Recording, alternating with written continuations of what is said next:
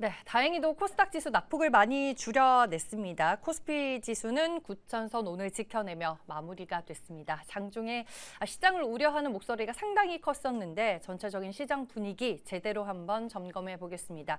LS증권 신종호 센터장 나와 계십니다. 안녕하세요. 네, 안녕하십니까. 다행히도 오늘 낙폭을 좀 줄이기는 했는데 오늘 시장의 하락 원인이 뭐라고 좀 센터장님은 보셨을까요? 단기에 너무 많이 올랐다? 네, 그런 부분이죠. 그러니까 뭐 뉴스는 많았어요. 뭐 오전 한 10시 좀 넘어서 미국과 이란의 그 서명식이 좀 연기됐다. 뭐 이런 얘기들이 나오고, 사실은 트럼프 대통령이 이미 서명을 해서 효력을 발생하지만 디테일에서 조금은 난항이 있는 거 아니냐라는 부분 때문에 미국 선물도 좀 밀리고 우리나라 시장도 좀 하락을 했습니다. 그런 부분들, 그리고 이제 장 후반 가면서는 뭐 오늘 FTSE 리밸런싱이라는 얘기도 나오면서 캡을 넘어갔기 때문에 삼성전자나 SK하이닉스는 조금 더 매물이 나올 수 있다. 그럼 그거 이전에 조금 팔자, 막 이런 분위기도 있었던 것 같아요. 그래서 사모펀드 중심으로 조금 매물이 나왔는데, 어쨌든 이런 부분들이 시장의 어떠한 긴장도를 높였던 이유는 단기에 너무 많이 올랐어요. 지금 한 5거래일, 6거래일 동안 거의 20% 가까이 올랐잖아요. 그리고 우리가 흔히 얘기하는 수급선, 코스피 외에 60일선 있잖아요. 잘 보시면 1년 2개월 동안 60일선을 중심으로 이렇게 등락을 반복을 하고 왔어요. 그래서 한 20에서 30% 벌어지면 좀 이격 조정되고, 20에서 30% 벌어지면 이격 조정되고, 지금이 60일선 대비 한 30% 벌어진 상태에서 다시 이격 조정 구간, 그런 상황에서의 나온 뉴스들이 오늘 하락, 오늘 또 미장은 쉬니까 뭐 그런 부분이지 않을까 싶습니다. 시장이 뭐 계속 상승만 할 수는 없으니까 네, 어느 맞아요. 정도의 이격 조정은 발생하면서 가는 거다라고 말씀을 해주셨는데, 지금 전자닉스로 쏠리는 그 흐름이 너무나도 강해서 이걸 시장에서 좋게 봐야 하는 건지 아니면 안 좋게 봐야 하는 건지 이런 판단이 좀 애매한데 이 쏠림 현상이 언제까지 좀 지속될 거라고 보시는 걸까요? 그러니까 주도주가 있을 때는 항상 주도주는 그 이유가 있기 때문에 주도주잖아요. 그리고 뭐 시장의 헤드라인 모멘텀이든 뭐든 다 한껏 그 시장의 주인공이기 때문에 신규 진입자든 기존 투자자든 다 주도주 편입을 하려고 합니다. 그래서 예전에 2차 전지일 때, 뭐 제약바이오일 때 다 주도주가 계속 가다가 결국은 주도주가 부러질 때 시장이 같이 부러지는데, 근데 그때보다 지금이 뭔가 더 짜증나는 이유가 있어요. 왜냐하면 2차 전지나 제약바이오, 화장품이 갔을 때는 삼성전자나 현대차, 전자닉스의 시총이 크기 때문에 조금 그 시장의 어떤 수급이 배분이 되는 효과가 있었는데, 지금은 전자닉스가 시총의 50%니까 이 둘이 가버리면 나머지 수급이 다 그 소위 말해서 빨려 들어가는 상황이다 보니 굉장히 저평가되어 있는 기업들도 어쩔 수 없이 매물이 나오는 국면이다라는 거고, 그럼 이게 언제까지 지속이 되느냐라는 거는 아이러니하게도 연준의 금리 인하가 좀 기대될 때는 시장의 유동성이 더 보강이 될 수 있잖아요. 그러면 오히려 완화될 수 있다. 그러니까 지금은 연준이나 글로벌 중앙은행이 금리를 굉장히 높은 상황을 유지하잖아요. 그럼 여기서 이 높은 금리보다 더 높은 성장률을 보여줄 수 있는 그런 주식시장의 안전자산, 그러니까 주식시장의 안전자산, 그럼 전익이다. 이게 더 강해진 거예요. 그래서 오히려 연준의 매파적인 스탠스가 나온 이후에 시장이 전익만 갔었던 이유는 안전하다라고 본 거죠. 이 둘은 성장률이 다음 주에 마이크론이든 7월에 실적 실전이 나왔을 때 굳건하게 우리의 기대치보다 높은 성적을 발표해 줄 거라는 기대가 있기 때문에 쏠려 있는 거죠. 그래서 이런 부분들은 자체적으로 전자닉스가 가격 이격 조정을 하는 그 구간에서는 약간 좀 다른 업종으로도 환류되겠지만, 다시 이제 시장이 상승 추세를 갈 때는 다시 쏠릴 수밖에 없는 그런 어떤 반복된 상황이 나타날 수 있다, 이렇게 봐야 될 것 같습니다. 성장을 증명해 나가고 있는 네. 유일한 섹터이기 때문에 반도체로 집중이 되고 있다라고 말씀해 주셨습니다. 뭐 지금은 이제 코스피 쪽에 해당되는 얘기일 것 같고요. 코스닥은 오늘 장중에 5% 넘게 밀리면서 이게 참 우려감을 많이 키웠습니다. 지금 승강제 제도 도입을 앞두고 그 정책 모멘텀의 기대감까지도 반영이 안 되고 있어요. 그러니까 승강제를 앞두고 있기 때문에 뭐가 강등이 될지 모르잖아요. 그래서 매도가 네. 나오는 것도 있고. 그리고 승강제는 저는 옳은 방향이라고 생각을 해요. 그래서 우리가 프리미엄, 스탠다드, 부실 기업이라고 나와 있는데, 그러니까 인덱스 자체의 신뢰도를 높여야 인덱스를 복제하는 여러 가지 패시브나 ETF가 설정이 될 수 있거든요. 근데 이전에는 코스닥 150이라 하더라도 일부 기업들의 변동성으로 인해서 ETF 자체가 조금 신뢰를 잃어버렸잖아요. 그래서 더 매도가 나오는 것도 있고, 그렇다면은 7월 초에 아마 그 코스닥 활성화 정책, 아직은 그 나아가는 방향에 대한 얘기들이 나올 텐데, 지금 나오는 얘기로는 프리미엄이 한 70개 기업 정도? 그러면 그 70개 기업이 됐다고 해서 바로 뭐 이렇게 그 수익률이 좋아질 수도 있지만, 아마 7월이게 되면 보통 한 8월까지는 실적 시즌이기 때문에 그 70개의 기업들의 실적을 볼 거라는 얘기가 저는 생각이 들어요. 그러면 실제 프리미엄에 들어간 기업들이 정말 프리미엄급 실적, 물론 전익에 비하진 않지만 그렇게 되면 그런 신뢰가 쌓이게 되면 한두 달 있다가 운용사에서도 이제는 하반기를 보니까 연준이나 중앙은행들의 어떤 유동성이 조금은 풀릴 가능성이 있다 했을 때는 그런 ETF 설정에 의한 프리미엄 기업들에 속한 그 코스닥 지수는 굉장히 약간은 그래도 퍼포먼스가 좋아질 가능성. 우리가 전자하이닉스가 지금은 시장을 크게 흔들지만 작년까지만 하더라도 삼성전자는 시장에서 계속 벌어진 상황이었잖아요. 그런데 같이 올라오면서 신뢰를 갖고 성장이 나오다 보니까 결국은 코스피 지수 자체를 끌어올렸다면 코스닥도 그런 역할을 프리미엄에 속한 기업들이 해줄 수 있지 않을까 이렇게 생각하고 있습니다. 그러면 숫자가 아직 좀 제대로 찍히지 않은 제약바이오 업종 같은 경우에는 조금 더 힘들어질 수도 있죠. 그리고 제약바이오는 단도직입적으로 이렇게 밸런스를 보면 전익이 하락을 하는 구간이 와야 제약바이오가 갈 수 않을까. 그럼 지금은 조금은 밸런스상 맞진 않은 상황이지 않을까 싶습니다. 네.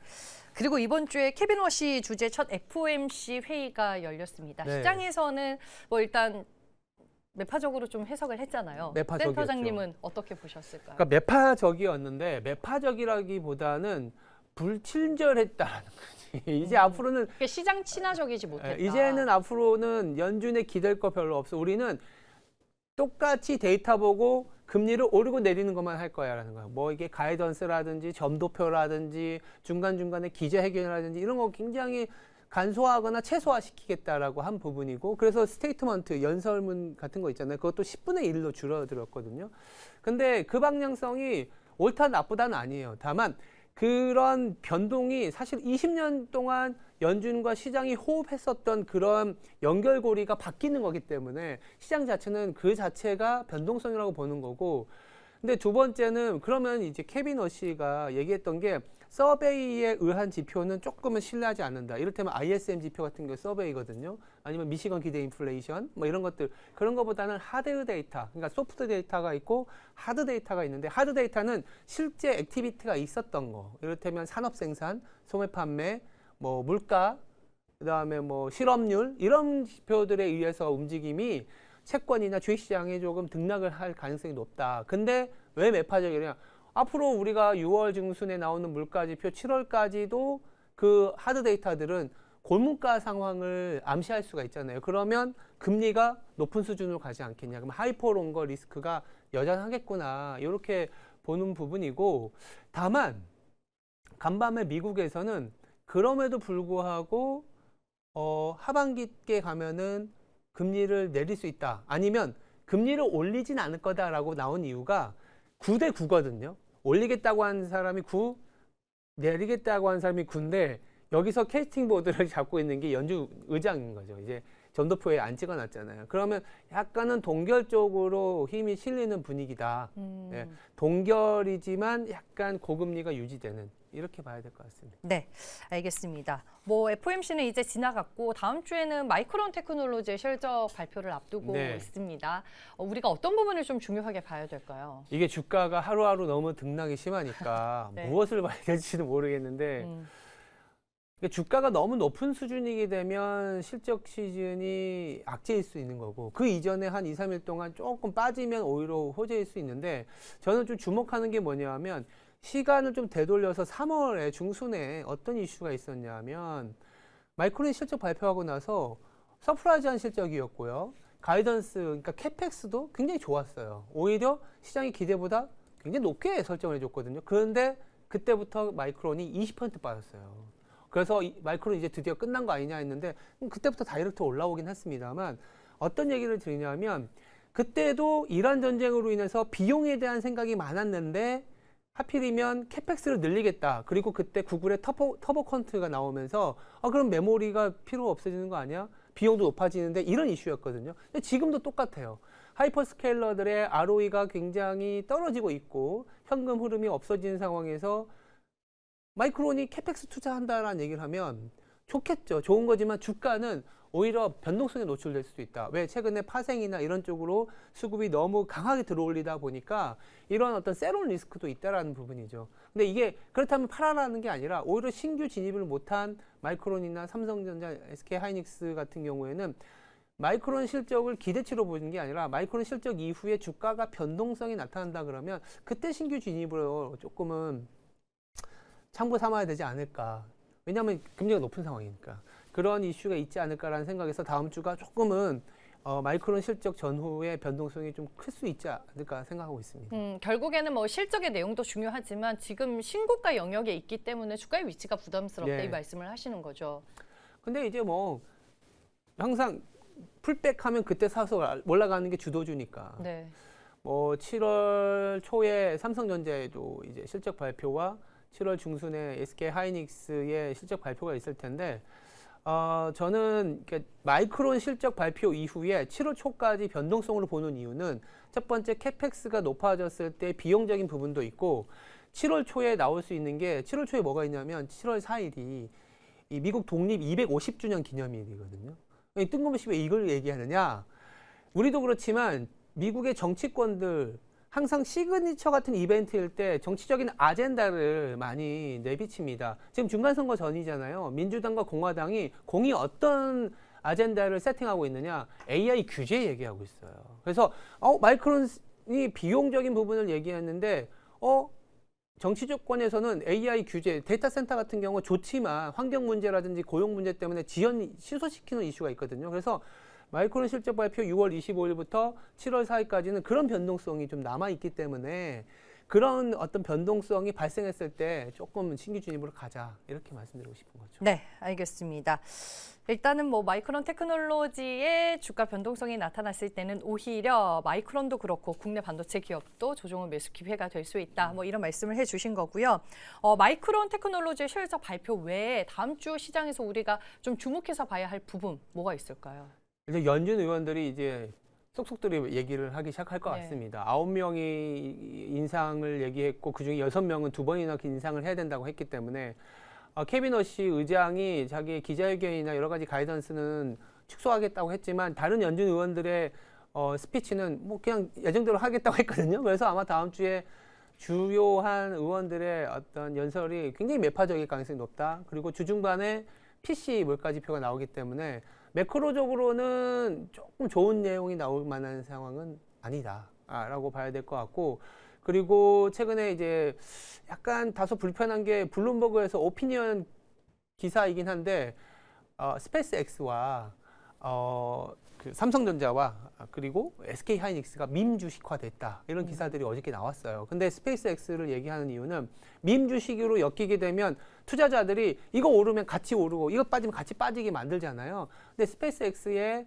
그 러셀이라든지 그리고 그 나스닥 지수 편입이 6월 27일 그 후반쯤에 있습니다. 정확한 그 날짜는 한번 챙겨봐야 되겠지만 무슨 얘기냐면 그거 보고 올랐던 자금들이 그 이벤트가 되면 이벤트 소멸로 인한 어떤 자금의 유출이 있을 수 있다는 거죠. 그래서 스페이스X의 변동성이 나타날 수 있는 구간이기 때문에 그 점을 좀 고민해 봐야 되지 않을까 싶습니다. 그럼 좀 수급 분산의 효과는 없어요? 그러니까 수급이 그 수급이 쏠려 있었던 게 빠져나왔다고 해서 어디로 가진 않을 것 같거든요. 예. 근데 이제 중요한 거는 그런 어떤 리스크 테이킹을 했다가 리스크를 이제 해지하고 나면 남아있는 리스크 이벤트를 해결하고 가야 될 것 같아요. 그러면 남아있는, 그러니까 아까 말씀드렸던 마이크론 실적 그리고 스페이스 X와의 어떤 그 지수 편입 이후에 그럼 리스크 테이킹 했다가 빠지고 그럼 이벤트가 뭐가 있지? 7월 4일. 네, 7월 4일 뭐 이벤트가 있구나. 요거를 좀 해지하고 가려는 수요. 그러면 그 자금들은 있다가 나중에 또 다시 주도주를 사는. 공교롭게도 일정 매매가 되긴 하겠지만 그러고 나서 7월 4일 이후에 한 3, 4일 있다가 또 삼성전자 실적 발표가 있으니까 그때를 좀 기회로 봐야 되지 않을까 싶은 거죠. 네, 알겠습니다. 시장의 변동성은 불가피하다. 하지만 그것 또한 우리가 잘 활용해 볼 수 있을 것 같다라고 결론을 내주셨습니다.